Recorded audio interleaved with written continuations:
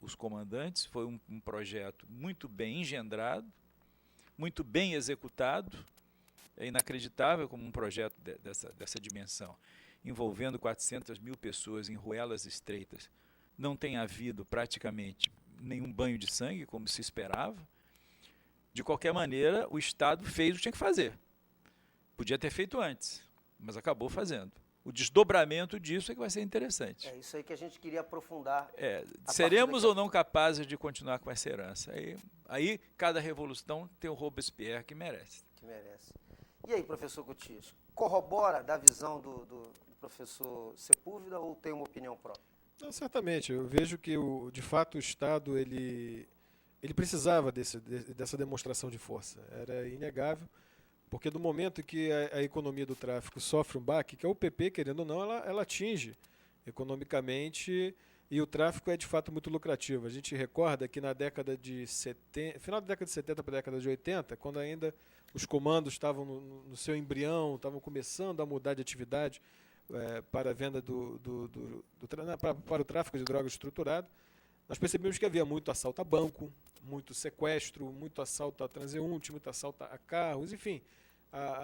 É uma grande empresa. Isso que o professor Sepúlveda falou procede com muita propriedade, porque se nós tudo que nós imaginarmos hoje com relação ao tráfico ainda é pequeno perante a estrutura que nós tomamos conhecimento. Por exemplo, eles têm que manter toda uma classe de advogados pagos para defender quem está preso. Não é um, nem dois, nem três, porque o advogado, muitas vezes, pelas prerrogativas de que goza, você tem profissionais de todos os graus de ética.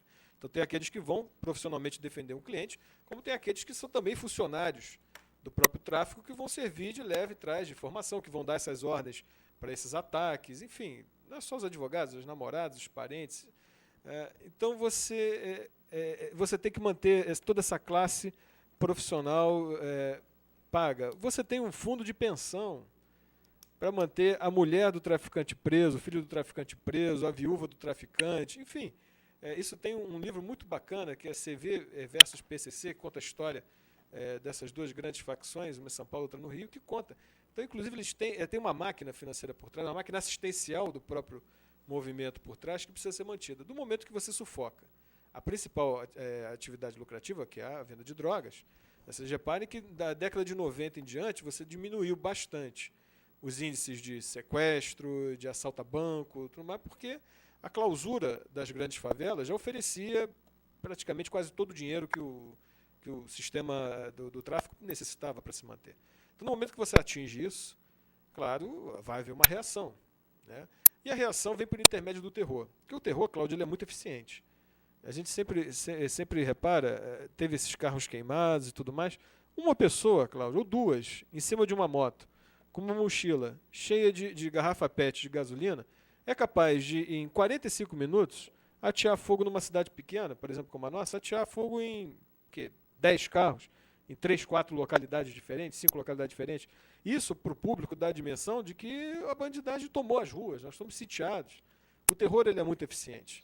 O terror dá um impacto muito grande. E no momento que esse terror imposto começou a ser mostrado para fora do país, numa sede de Copa do Mundo, numa sede de Olimpíadas, de que o Brasil não seria capaz de arcar com os problemas internos, aí, obviamente, o Estado tem que antecipar todo o seu planejamento e colocar as tropas na rua para retomada. Agora, eu só queria botar um ponto em discussão.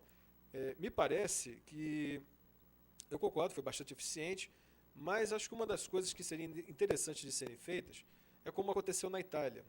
Para você poder combater uma das maiores organizações criminosas do mundo, que é a própria máfia italiana, primeiro teve que olhar para dentro. A própria estrutura governamental, já tinham reparado que a estrutura governamental era mantida pela própria máfia que eles combatiam. As próprias instâncias de segurança estavam infiltradas por mafiosos, por bandidos. Então eu vejo que, de repente, seria interessante também, num movimento paralelo, olhar para dentro e combater com a mesma eficiência que foi combatido no Complexo do Alemão, todo o Complexo de Favelas da Penha, com a mesma eficiência que correu atrás dos bandidos, que corram atrás também de todos aqueles que, dentro de estruturas governamentais, políticas, executivas, sustentam, de certa maneira, ou dão o aparato e a cobertura a todo esse tipo de desmando. Tem alguém na linha? Eu acho que tem alguém na linha já, uma primeira participação, a produção informa aqui. Quem está na linha? Sou eu, Marcos Antônio. Ô, Marcos. Eu queria fazer uma pergunta para o professor Sepúlveda. Pois não, Se ele Marcos. concorda com a minha opinião. É porque nós sabemos que a polícia...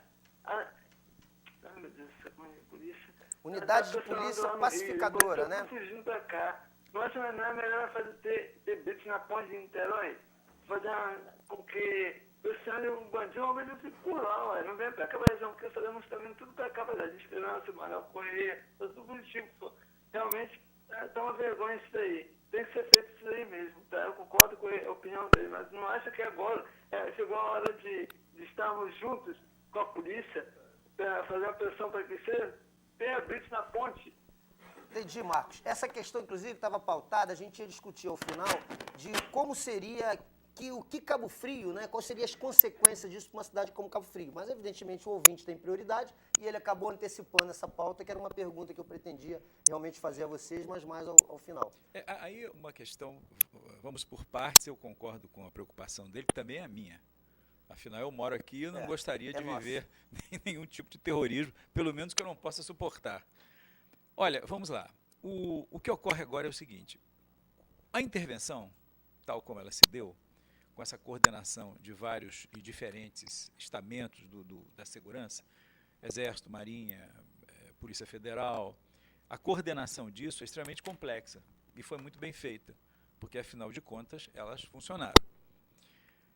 Elas ocorrem num momento de choque. Naquele instante, não há muita reflexão, não. É por agir. Assumir, tomar, desarmar 400 toneladas de entorpecentes. Agora, a última notícia de 2 horas da tarde, já chegava a 400 toneladas de entorpecentes no complexo. Eles estavam estocando para o carnaval já. Outras tantas armas, uma bazuca capaz de destruir um helicóptero, estava tudo ali. Havia um armamento equivalente a um exército regular no morro. Isso é intolerável. Então, nesse primeiro momento, não há quem não apoie esse movimento. Porque é uma questão de sobrevivência. Uma intervenção pontual. É aquela coisa é aquela questão de nós ou eles. Né? Eles não poderiam, em hipótese alguma, triunfar. Porque arriscaria a sobrevivência do Estado, isso é inaceitável. E nessa questão de Cabo Frio, a consequência, como me perguntou... Eu queria assumir um pouco a questão do juiz Falcone. O que aconteceu lá com a máfia é que aí é que vem, Cláudio, uma questão delicadíssima. Não há apenas um Morro do Alemão neste país. Eu vou dar uns dados aqui depois. Há um Morro do Alemão no judiciário, há um Morro do Alemão entre os políticos. Na própria estrutura policial. Entendeu? Quer dizer, não podemos nos iludir com esse grande sucesso, que eu sou perfeitamente de acordo. Eu bati palma no primeiro minuto, mas agora eu me pergunto, muito bem. Por isso é que precisamos ter cuidado, professor, com essa visão triunfalista que a mídia está colocando. Como é que nós vamos agora, por exemplo, melhorar o aparato jurídico? Porque é inaceitável que um bandido assassino com 5 anos vá para casa para matar mais, para fazer mais besteira. Na Itália isso acabou. Na Itália isso acabou. Nós temos aquele cuidado do cidadão.